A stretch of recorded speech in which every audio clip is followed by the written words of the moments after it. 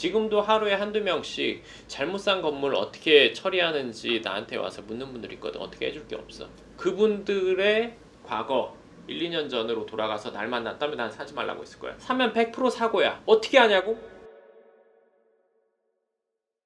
네, 반갑습니다. 황소장입니다. 오늘 영상은 질문으로 시작하겠습니다. 소장님, 저희가 지금 유튜브 영상이 한 1200개가량 올라가 있거든요. 맞아. 근데 저희가 영상 결론을 쭉 보면은 대부분 소장님 말씀하시는 게 다 일맥상통하고 다 비슷비슷한 얘기예요. 근데 항상 그렇게 똑같은 얘기만 나올 수밖에 없는 그런 이유가 있을까요?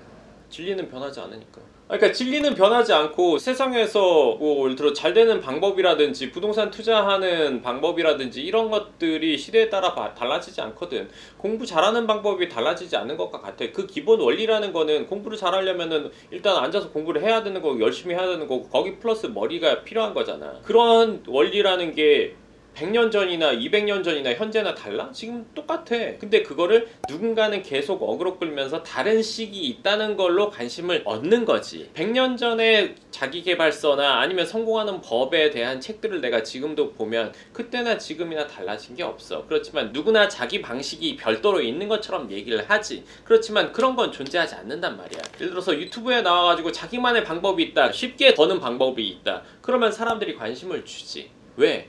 빠르고 쉬운 걸 누구나 좋아하니까. 하지만 세상에 그런 건 존재하지 않아. 그런 게 있다면 세상에 왜 지금 부익부 빈익빈이라는 얘기가 나와? 그럼 다 같이 막 올라가면 되지?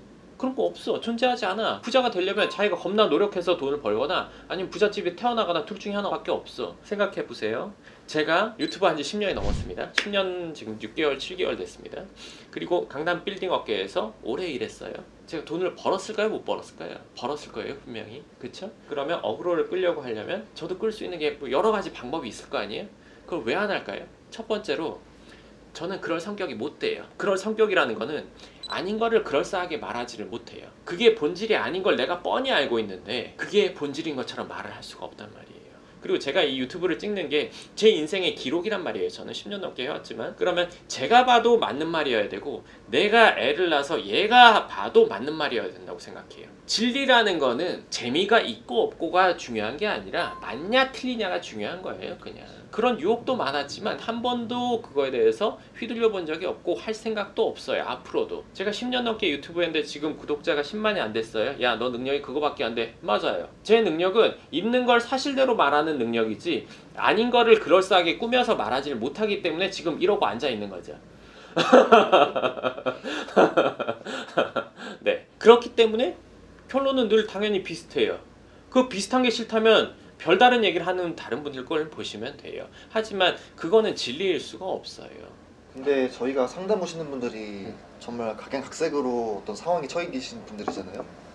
근데 그렇게 다양한 상황이 있는데도 결론 도저히 이렇게 몇 가지 안 나오는 그런 상황이 되는 건가요? 그건 아니야. 왜냐면은 사람에 따라서 집을 사야 되는 경우도 있고 팔아야 되는 경우도 있고 돈을 모아야 되는 경우도 있고 부모님과 합쳐야 되는 경우, 투자를 받아야 되는 경우, 다양한 결론이 있어. 근데 이제 어떤 결론을 들으면 본인과 안 맞다고 생각하는 경우가 있을 수 있지. 내가 생각했을 때 맞는 결론을 얘기를 해드리는 거야.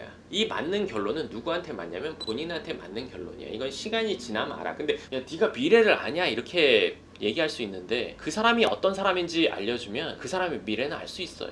학교에서 노는 애가 공부 잘하고 좋은 대학교 못 간다는 건 알잖아요. 학생이 아니고 사람이라도 똑같아요. 내가 알고 있는 대로 얘기를 하든 내가 생각하지 않는 대로 얘기를 하든 적어도 제가 하는 말은 한두 사람의 데이터를 갖고 얘기하는 거 아니란 말이에요. 예전에 왜 그 얘기 들어본 적 있으시죠? 어떤 사람이 엄청 비싼 기계를 고치려고 했는데 기술자가 오더니 뭐 1시간 동안 이렇게 보다가 망치로 어디를 한번 딱 때리고 수리가 돼서 수리비 1억 하니까 야 망치로 한번 때리고 무슨 1억이야 했대잖아요. 그랬더니 망치로 어디를 때려야 되는지 알아내는데 들어간 비용 9,990만원, 망치 한 대를 때린 거 10만원 이랬다잖아요.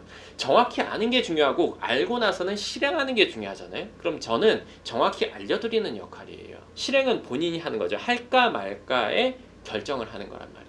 물론 저한테 건물을 갖고 골라달라는 분도 있고, 본인이 결정하려고 했는데 이게 잘못됐나 잘됐나 물어보려고 오는 분도 있고, 본인이 건물을 갖고 있는데 이걸 팔까 말까 결론을 원하는 분들도 있단 말이에요. 뿐만 아니라 인생 전체의 로드맵을 어떻게 할지에 대해서 묻는 분들도 있고, 뭐 다양하단 말이에요. 그거에 맞게 저는 얘기를 해드리는 것 뿐이에요. 이성적이고 냉철하게 이게 맞다 틀리다 정확히 얘기를 해드리지만, 그게 본인이 받아들이고 싶지 않을 때도 있을 거예요. 그거는 저는 사실 뭐 부차적이라고 생각해요. 제가 심리 상담하는 역할은 사실 아니잖아요. 그게 결국 본인의 자산을 불리는데, 내지는 손해를 최소화하는데, 내지는 현상 유지하는 거 이상의 득을 보게 하는데 저는 초점이 맞춰져 있어요. 지금 부동산 상담하는데 그거 말고 뭐가 있어요?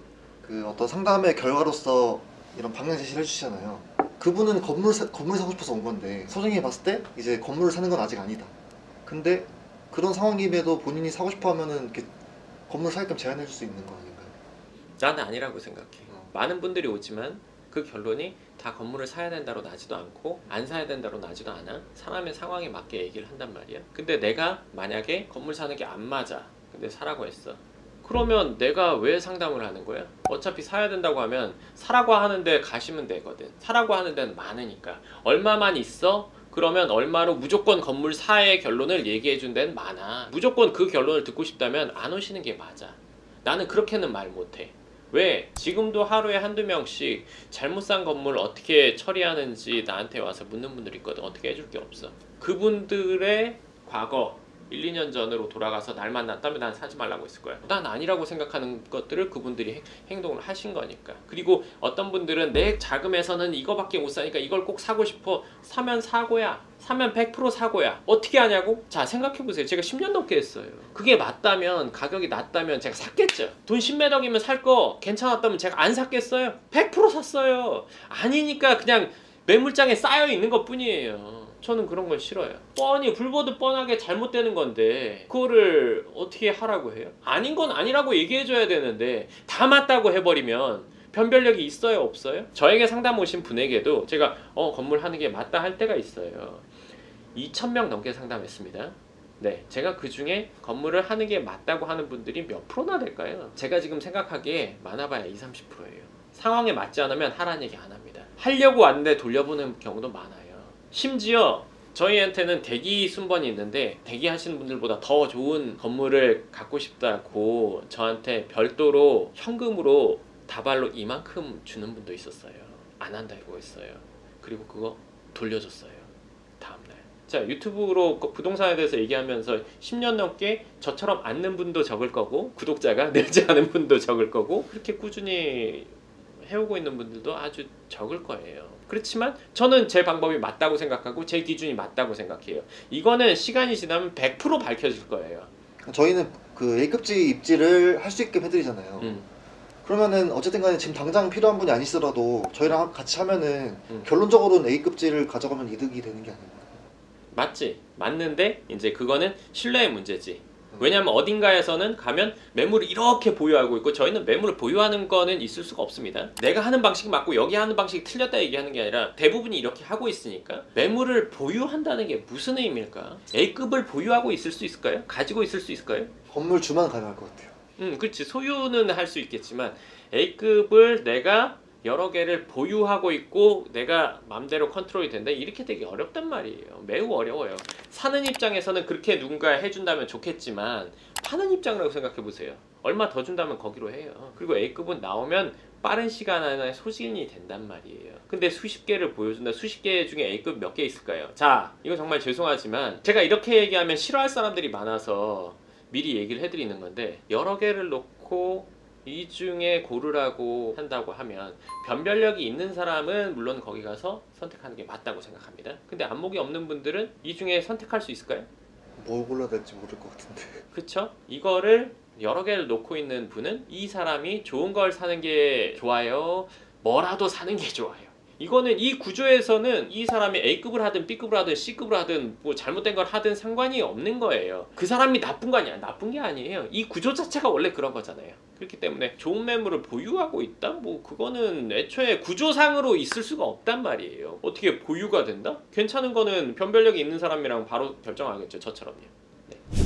네, 여쭤보시면 끝났는데 번외 질문인데 이거는 그냥 네. 돈다발 받으셨을 때 기분 어떠셨어요? 돈다발이 봉투로 2개였어. 솔직히 말해서 100만 원씩 2개인가 보다 해서 아무 감흥이 없었거든. 근데 그게 아니었어. 10,000원권이 아니었어. 1,000만 원. 솔직히 말해서 그날 1억을 받았어도 내 기준은 똑같아. 10억을 받았어도 똑같아. 흔들릴 사람이라면 1,000만 원은 흔들립니다. 네, 좋습니다. 그럼 오늘 영상 여기까지 하고 또 다음 영상에서 뵙도록 하겠습니다. 감사합니다.